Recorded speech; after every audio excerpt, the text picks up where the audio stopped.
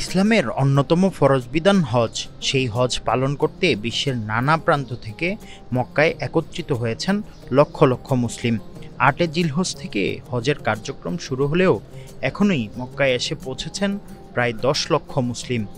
Saudi কর্তৃপক্ষ বলেছে এবার হজ পালন করবেন ২০ লক্ষের বেশি মুসলিম, যেখানে গত বছর হজ পালন করেছিলেন প্রায় ১৮ লক্ষ মুসলিম। দীর্ঘ ১২ বছর পর এবারের হজে যুক্ত হয়েছেন যুদ্ধবিধ্বস্ত সিরিয়ার অধিবাসীগণ।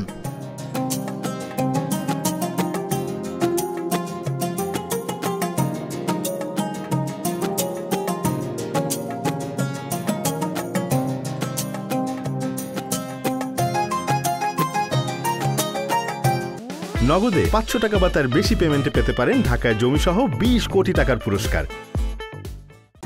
আজ মসজিদুল হারামে লক্ষ লক্ষ মুসলিম জোহরের নামাজ আদায় করতে এসেছেন। একে একে সবাই তাওয়াফ করেছেন এবং আল্লাহ তাআলার জিকিরে মশগুল থাকছেন। দোয়া কবুলের স্থানগুলোতে নিজের ও প্রিয়জনদের জন্য দোয়াও করছেন।